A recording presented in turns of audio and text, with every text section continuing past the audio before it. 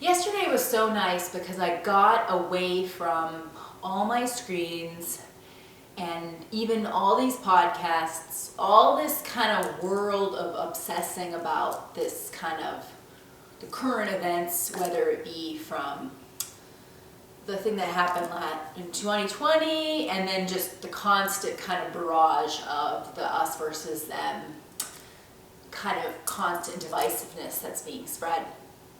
And I got out of all that and I just hung out with my friend in the snow outside, running around with her dog, and then we went to 2 bars and we did not drink. We had kombucha and they both had outdoor seating. And we were, by flames just talking, and we had that mix of kind of hot and cold where we were warmed by the heaters outside, the lamps, but then also we were cold, and there was like such a cool kind of like consciousness waking up from just having those extremes in temperature and having the quality of connection and running around in the snow with your dog and just being on the earth running around. And that's how we used to be before, we had phones like we could walk around with and stare at all the time. And then especially with working from home, I'm always behind a screen for that, and then I'm also always behind a screen because I'm kind of fixated on this, what's going on, and I like to follow a mix of spiritual or political kind of thought leaders with it, and so I can get really entangled with it. And so it was so refreshing to just be a human again, running around. And, it was a simple thing, just having the sensation of being cold, being hot, and then having the connection of talking to a really, really great friend. And so it was just so nice. And then I kind of got out of even because I think there's like this perceived fight you have in your head when you're watching the content. And it doesn't matter what, quote, side, or even if you're somebody that's just watching both sides, you still get absorbed in there are people that are a threat in some way, or there are people that are, you have to wake up, or whatever you have as you kind of have this like, oh, there's a worry, there's a political, worldly, scary thing. I don't know, you just get caught in that.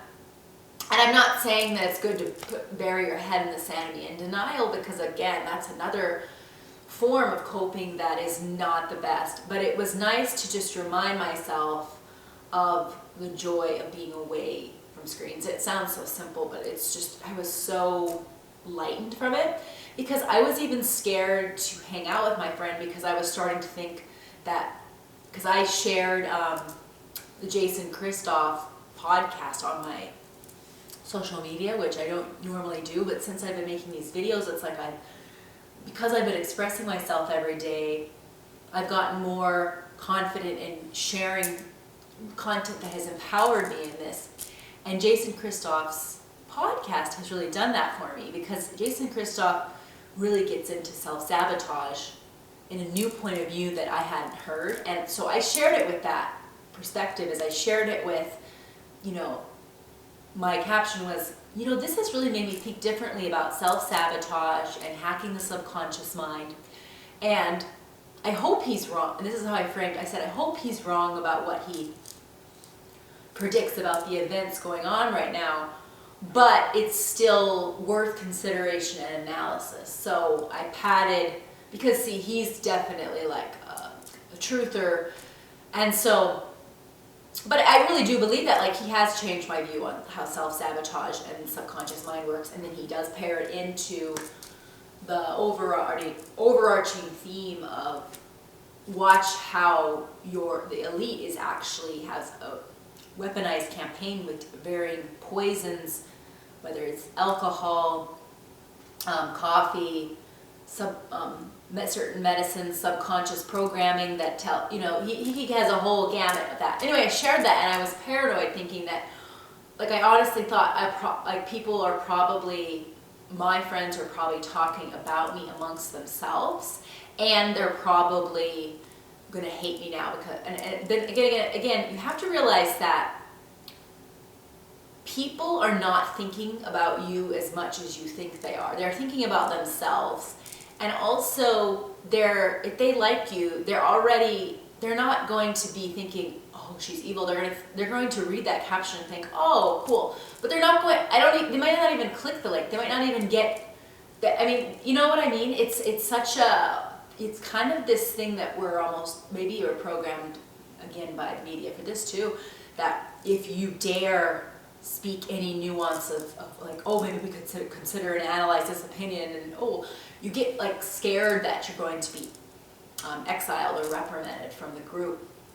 And so I kind of had this weird fear fog leading up to meeting up with my friend that she was going to hate me all of a sudden. Of course, she did not, and it was just such a silly thing that I had in my head.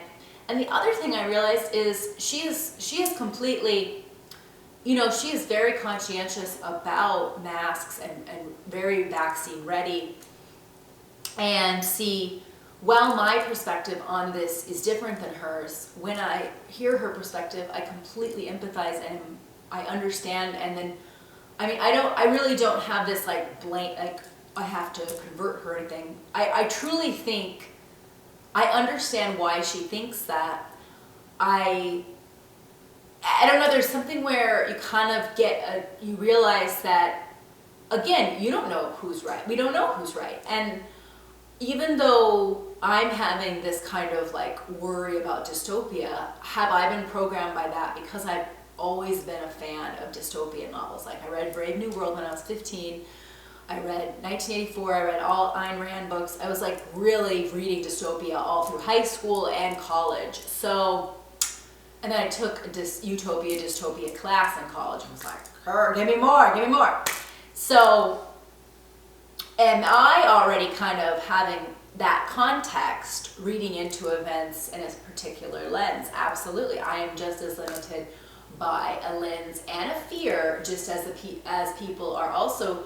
They're also navigating, we're always navigating through lens and a fear, because the fear is so powerful in how this lens is going to keep us safe and keep us away from threats, essentially, right?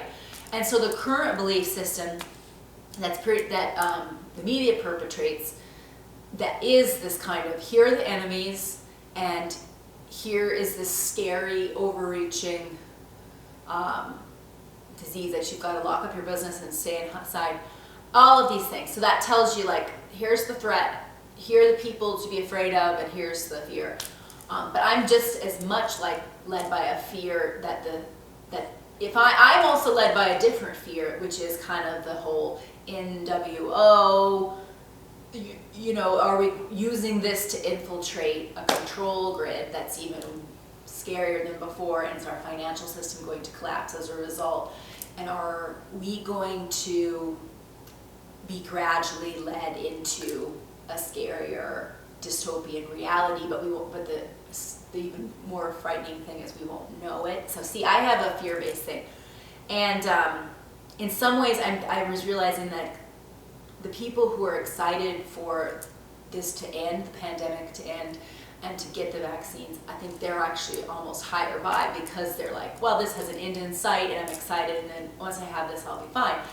And so I'm realizing that the fear of dystopian reality is keeping me in a weird fear consciousness and in itself. And so getting away from the screens and getting away from even kind of this caricature of me thinking that the people who are buying into the political divisiveness and are buying into we're going to be normal once we get this, and are buying into the lockdowns and all of that, they're not some weird caricature of just afraid people, or they're not a caricature that's even a threat to me or a threat to, they sincerely believe what they believe, and they're conscientious and worried, and they are actually, because they're hopeful about a kind of utopia after, they're in a better consciousness than people who are having that fear of future. And so it just kind of made me realize I got to get out of grappling with this fear of the future, because that's bringing me down. I've got to have the empowered view that takes the fear out of both of these belief systems. And that means I've got to take the fear out of dystopia and NWO kind of stuff, and then I've also got to take the fear out of I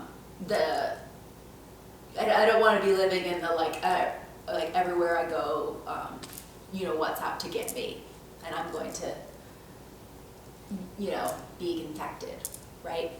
So in order to get out of that, I think it's really key to get off of watching all these dialogues that incessantly analyze and talk about it and make speculations. I think you've got to be aware of those and enjoy the ones you like to listen to. Like I like the Jason Christoff Psychology of Freedom one.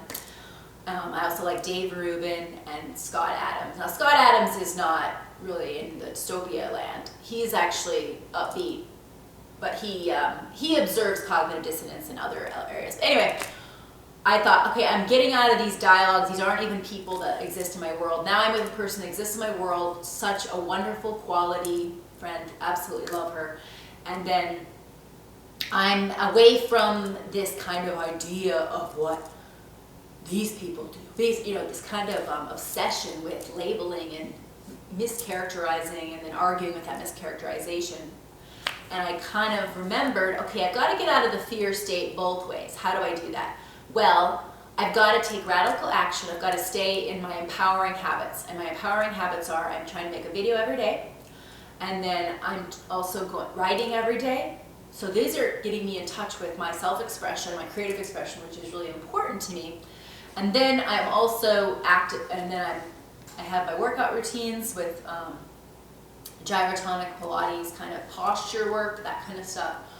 And then getting into tennis again, getting into like mind and body, creating my reality, like getting myself in the best place, eating healthy. And I had a dry January, and I'm so proud that I was able to do the kombuchas route, because that's great. And then eating well, like having celery, apple juice, all of these things are equipping me so that I'm out of my limbic system, I'm feeling good. And then now I know I've definitely got to get away from the screen fights, you know, the kinds of, and the truthers talk, you know, all of that is feeding me into fear.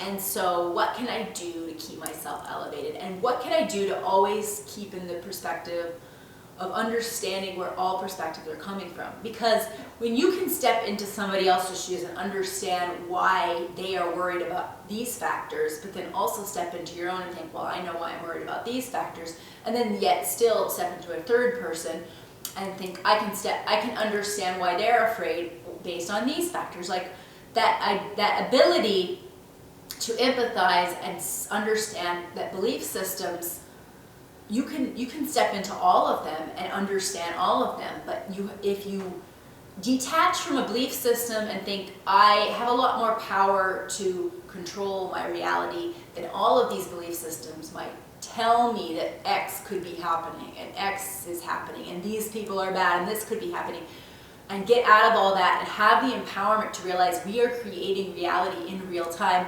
all of us, by our collective consciousness and energy, where we create it based on what we believe. So don't believe in a dystopian universe, or you will then be in that, because you are believing and worrying and festering this fear about it so much that you actually manifest it because it's a self-fulfilled prophecy. You almost expect it, right? And so I think this is just kind of maybe all over the place tangential reflections, but I just kind of got out of the fights and it felt so good, and I just want to share that we've got to remember that we don't know, we got to have that I don't know. I empathize with everyone's belief system, and they all have merit, they all deserve respect and empathy. And then realize when you might think, well, I'm out of fear on this one belief system, but then you're just going into another belief system that's just perpetuating a different kind of fear dose, which isn't necessarily going to help you. I hope that was helpful. I hope that kind of was articulated in a way that you understood, so that you kind of feel that and that resonates, because it's kind of really kind of helped me actually kind of lighten and feel better. And anyway, I hope you have a good rest of your day.